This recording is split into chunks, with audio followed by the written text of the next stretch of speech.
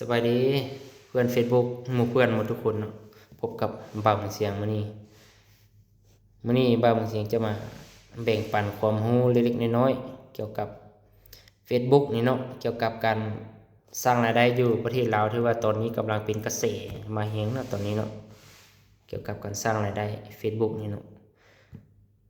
บ่าวเสียงจะมาแบ่งปันความรู้เล็กๆน้อยๆเนาะว่าประเทศลาวนี้สามารถสร้างรายได้จากตัวใดได้เด้แล้วตัวที่ยังบ่ทันได้เป็นย้อนหยังเนาะมื้อนี้จะมาให้ความรู้เล็กๆน้อยๆเนาะคือประเทศลาวตอนนี้มันสามารถสร้างรายได้มีแต่ดาวเนาะถือว่าได้แล้วดาวนี้เนาะตอนนี้นะวิธีเฮาไปเบิ่งการตั้งค่ารับดาวบ่หรือว่าต่างๆนะเราจะไปที่นี้เนาะไปบน Facebook นี้จิ้มเข้าไปเราจะมาบนโปรไฟล์เฮานี้เนาะคลิกเข้าไปเราจะเลื่อนขึ้นมาแล้วมันจะมาบนนั้นบนกระดานข้อมูลนี้โดยย่อแบบมืออาชีพเนาะจิ้มเข้าไปแล้วก็เลื่อนขึ้นไปแล้วมาจะมาบนว่าการจ่ายเงินนี้เนาะบนรูปเหือนบนนี่นะรูปคือเหือนรูปธนาคารนี่นะ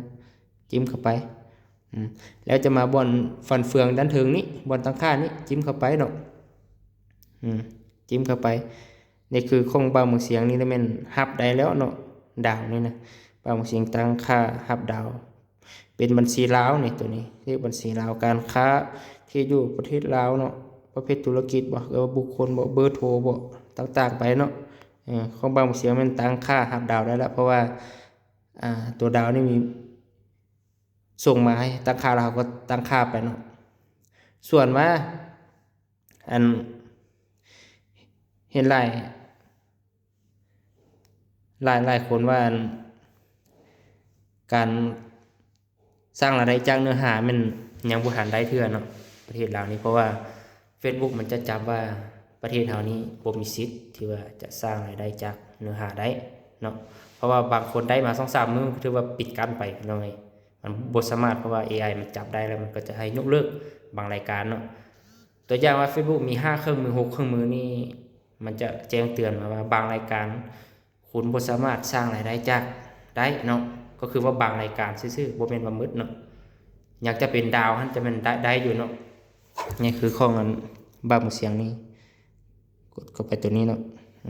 นี่ดาวนี้มันบ่าวเสียงตั้งค่าได้แล้วตัวนี้ตั้งละนี่ยังตัวเนื้อหานี่เนาะยังเครื่องมือ 3-4 อย่างนี่แม่น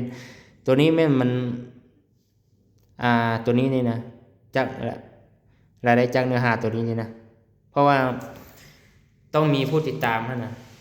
อย่างน้อยมัน10,000 คนหรือว่า 10,000 เนาะ 10,000 คนขึ้นไปถึงสามารถมันจึงสามารถให้ตั้งค่าตัวนี้ได้เนาะจะแจ้งเตือนระบบจะแจ้งเตือนสามารถตัวนี้ได้ตั้งค่าตัวนี้ได้เนาะแล้วบัญชีนี่จะให้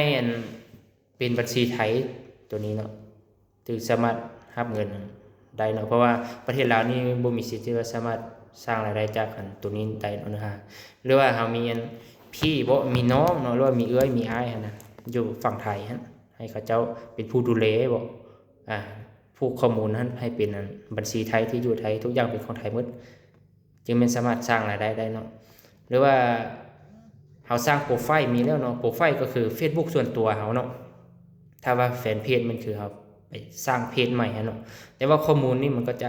ลิงก์จากFacebook ส่วนตัวเฮานี่ไปเลยเนาะแฟนเพจนั่นน่ะแล้วให้ผู้ที่อยู่ไทยนะดูแลให้เฮาแบบนี้ได้ถ้าว่ามื้อใดเฮามีผู้ติดตาม 10,000 คนขึ้นไปเนาะแล้ว Facebook จะส่งการตั้งค่ารายได้จากเนื้อหาหันมาให้เฮาผูกตั้งค่าไปแล้วให้ผู้อยู่ฝั่งไทยหั่นดูแลให้เฮาเป็นเลขบัญชีไทยว่าทุกอย่างนั่นแหละคันมีพี่มีน้องอยู่พุ่นนะแบบนี้จึงสามารถสร้างรายได้ได้เนาะคือปัจจุบันนี้เนาะอันนี้ก็เป็นความรู้เล็กๆน้อยๆของบ่าวเสียงที่ว่า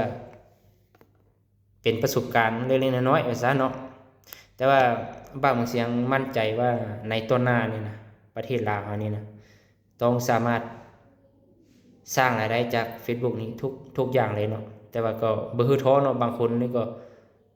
เป็นกำลังใจให้พยายามเฮ็ดคอนเทนต์บ่เฮ็ดคลิปบ่เฮ็ดอันนั้นลงเนาะเพื่อให้มีผู้ติดตามหรือว่ายอดไลค์บ่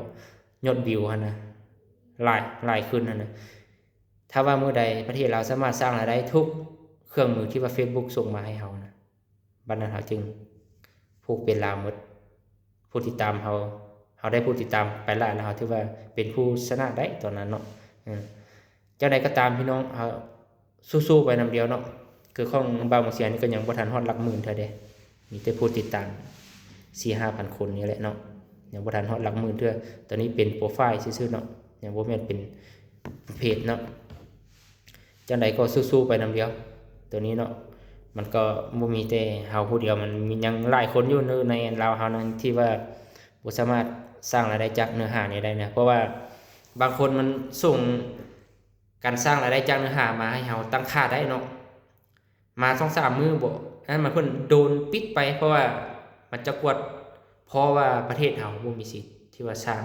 รายได้จากเนื้อหาได้ Facebook จะปิดกั้นบางรายการคำว่าบางรายการซื่อๆนึงคืออันบางเสียงเว้าไปแต่ต้นนั้นมันบ่แม่นว่ามี 5-6 เครื่องมือแล้วมันจะยึดไปหมดบ่แม่นมีแต่คำว่าบางรายการถ้าว่า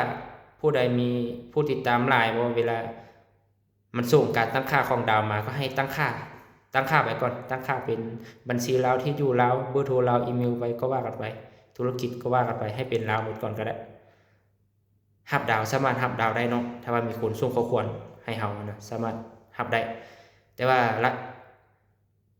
รายได้จากอันเนื้อหานี่มันยังบ่ทันสามารถสร้างรายได้ได้เนาะต่อไปนี่อาจจะสร้างได้อยู่ลาวนี่เพราะว่านั่นเลยก็สร้างได้อยู่ประเทศลาวนี่นะเพราะว่าตอนนี้มันยังบ่ระบบมันก็ยังบ่ทันให้มีสิทธิ์สร้างรายได้ได้เทื่อเนาะเพราะว่า Facebook มันจะจับระบบมันจะจับถึงว่าเขาจะได้เครื่องมือมาก็ตามถ้าว่า Facebook จะให้เราตั้งค่ามาก็ตามเขาให้เขาตั้งค่าสำเร็จแล้วบัดนี้เขาลงคลิปลงนั้นไปมันได้ยอดวิวยอดไลค์ไปมันก็พบว่าอยู่ในประเทศที่บ่มีสิทธิ์รายได้จากเนื้อหามันก็ถือว่าโดนปิดกั้นไปมันก็คือเก่าตัวนี้เนาะมีแต่ให้ทุกคนเป็นกำลังใจให้ทุกคนมันลงคลิปมันลงวิดีโอไปให้มียอดไลค์ยอดแชร์ไปหลายๆเมื่อใดที่ว่าประเทศเราสามารถสร้างรายได้ได้แล้วถือว่าตอนนั้นเราก็มีเป็นผู้ชนะซะเนาะเอาคลิปนี้ก็ฝากไว้ซ้ำนี้เนี่ยเป็นประสบการณ์เล็กๆน้อยๆของบ่าวเสียงเนาะถ้าว่าผู้ใดเคยประสบการณ์แบบใดมาก็คอมเมนต์เลยในคอมเมนต์ได้